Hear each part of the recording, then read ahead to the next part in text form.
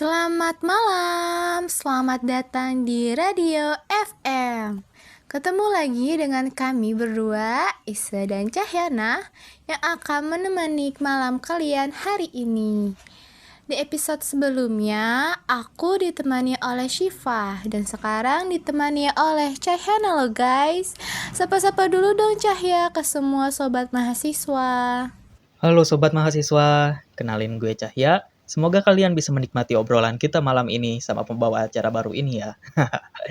Pastinya dong, karena malam ini kita mau menginfokan berita-berita terkini, terus juga mitos dan fakta seputar pajak, dan list lagu yang lagi ngetren nih di Spotify.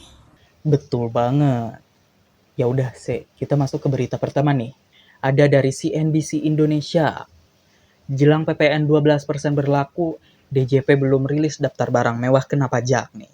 Isinya tuh, pemerintah mewacanakan mengeluarkan sejumlah barang kebutuhan pokok hingga jasa kesehatan dan pendidikan yang tergolong premium dari daftar barang dan jasa yang dibebaskan dari pemungutan pajak pertambahan nilai atau disebut dengan PPN. Nah, barang kebutuhan pokok, jasa pendidikan, dan jasa kesehatan premium itu rencananya akan tetap dikenakan tarif PPN 12% per 1 Januari 2025 sesuai amanat Undang-Undang tentang Harmonisasi Peraturan Perpajakan atau disebut UU HPP. Nah, sebelumnya saat tarif PPN masih 11% seperti sampai saat ini nih, tak dikenal istilah premium tersebut. Meski demikian nih ya, pemerintah hingga kini belum mampu mengeluarkan daftar barang mewah yang akan menjadi objek pajak yang dipungut PPN tersebut. Padahal ya, 1 Januari 2025 tinggal 9 hari lagi jika dihitung dari hari Minggu ini nih. Nah, Direktorat Jenderal Pajak Kementerian Keuangan mengungkapkan hingga kini pemerintah masih membahas kriteria atau barang maupun jasa yang patut disebut premium atau barang mewah yang dikonsumsi kelompok masyarakat sangat mampu. Karena daftar barang mewah kena PPN 12% itu hingga kini pun belum ada Ditjen Pajak menegaskan seluruh barang kebutuhan pokok dan jasa kesehatan atau pendidikan akan tetap bebas PPN pada 1 Januari 2025 sampai diterbitkannya peraturan terkait. Sebagaimana diketahui, saat tarif PPN naik dari 10% menjadi 11% pada April 2022, pemerintah mengecualikan sejumlah barang dan jasa yang tidak akan dipungut PPN atau PPN dengan tarif 0%. Dengan demikian, daftar barang dan jasa tersebut masih berlaku ketika tarif PPN menjadi 12% 1 Januari 2025 jika pemerintah tidak menerbitkan aturan baru ya. Nah, barang dan jasa tersebut seperti yang pertama nih, ada barang kebutuhan pokok yaitu beras, gabah, jagung, sagu, kedelai, garam, daging, susu, buah-buahan, dan sayur-sayuran.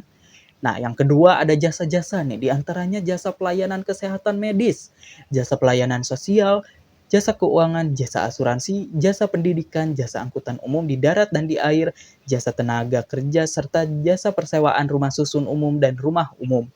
Nah, ketiga ada barang lainnya, misal buku, kitab suci, vaksin polio, rumah sederhana, rusunami, listrik dan air minum, dan berbagai insentif PPN lainnya yang secara keseluruhan diperkirakan sebesar 265,6 triliun rupiah untuk tahun 2025.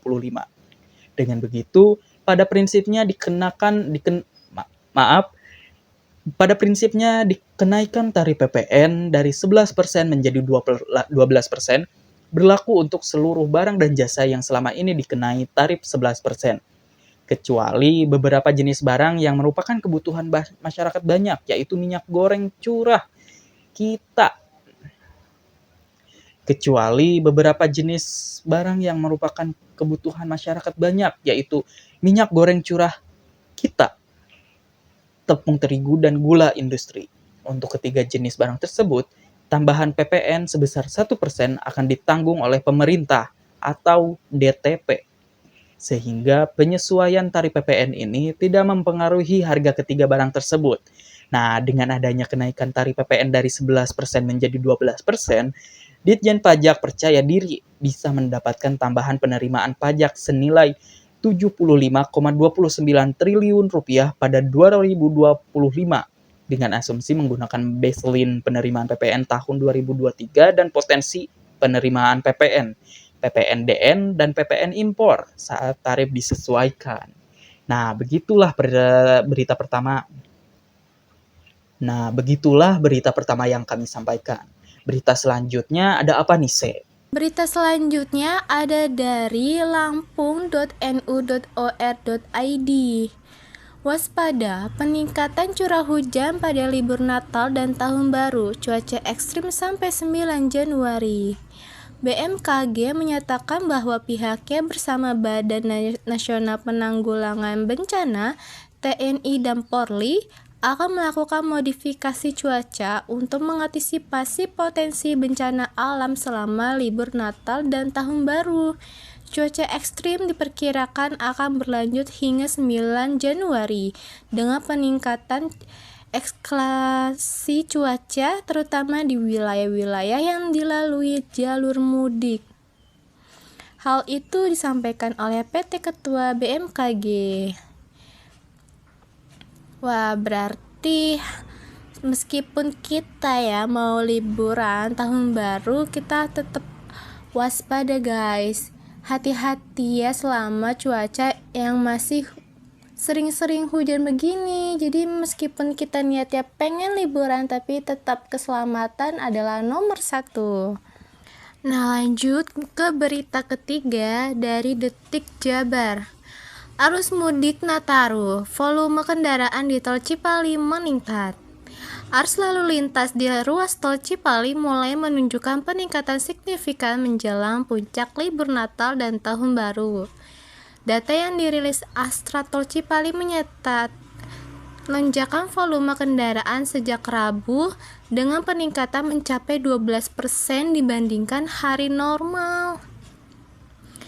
Mayoritas dari kendaraan yang melintas di ruas tol Cipali dan Palikanci didominasi oleh kendaraan pribadi roda 4 bernomor Jakarta dan sekitarnya. Wah, berarti emang mulai sudah ramai, banyak orang yang dari Jakarta keluar kota untuk berkumpul bersama keluarga ya Cahyana. Selamat liburan guys. Wah, selamat berlibur ya Sobat Mahasiswa. Nah, tepat banget nih, di hari ini tanggal 22 Desember diperingati hari apa, ayo? Oh, Hari Ibu Nasional. Yap, Hari Ibu Nasional. Selamat Hari Ibu untuk seluruh ibu Indonesia. Nah, di hari ini kita merayakan Hari Ibu dengan berkumpul bersama, berbagi sukacita sebagai tanda terima kasih dan sayang ke ibu kita ya, Se. Iya, betul. Selama ibu kita masih sehat dan masih ada, manfaatkan waktu bersama ibu ya guys. Buat dia selalu tersenyum. Nah, oke. Aku mau tahu dong Cahya, mitos dan fakta hari ini. Khusus episode hari ini tentang apa Cahya? Oke, gue baca ini ya. Yang pertama, ada pajak hanya dikenakan untuk perusahaan besar. Wah, Sobat Mahasiswa, menurut kalian nih, ini tuh termasuk mitos atau fakta sih? Nah, menurut saya sendiri, ini tuh mitos. Karena faktanya, pajak dikenakan kepada semua wajib pajak loh, termasuk perorangan, UMKM, dan perusahaan besar. Nah, untuk UMKM sendiri, tarif PPh final sebesar 0,5% berdasarkan peraturan pemerintah nomor 23 tahun 2018 adalah bentuk kemudahan yang diberikan kepada para UMKM. Wah, ternyata yang tadi itu mitos ya. Jadi jangan salah kira lagi. Oh gitu, menarik ya. Terus ada mitos fakta apa lagi Cahya? Nah, selanjutnya ada mitos nih kalau pajak untuk UMKM itu rumit. Tapi faktanya, pemerintah telah memberikan kemudahan bagi UMKM melalui mekanisme PPh final. Hanya dengan membayar 0,5% dari omset bulanan, UMKM dapat memenuhi kewajiban pajaknya dengan cara yang sederhana. Wah, menarik semua ya mitosnya. Bisa menambah pemahaman aku nih soal pajak. Manfaat banget ternyata ya. Baiklah guys, biar hari ini kalian lebih seru, aku mau kasih tahu list lagu apa aja yang lagi tren bulan ini. Ini sesuai top 50 lagu Indonesia di Spotify. Dan kita ambil 5 teratas ya. Urutan kelima ada Masing-Masing dari Erni Zakri Ade Govinda. Lalu urut keempat ada Nina dari Face. Dan nomor 3 nih lagi booming-boomingnya, pasti kalian sering denger di Reels-nya IG, SG-SG-nya IG, pasti kalian sering dengar. Apalagi selain lagunya Blue dari Yungkai. Urut 2 ada Serana dari Revenge. Dan nomor 1-nya nih ada dari Anmes Anugerah Terindah. Nah, kalau saya sendiri nih di TikTok lagi rame nih. Wah, sobat mahasiswa tahu gak lagunya apa? Yap, Nia, Nia, anak yang santun pada orang tuanya. Udah, Aduh. saya malu. Oke guys, daripada kita mumet gara-gara denger Cahyana nyanyi, mendingan kita usaikan radio FM hari ini ya. Buat sobat mahasiswa, selamat berlibur, selamat tahun baru. Nanti kita insya Allah bertemu lagi di tahun 2025. Jangan lupa buat klik tombol like dan subscribe. Dadah. Dadah. Terima kasih dan selamat malam. Selamat malam.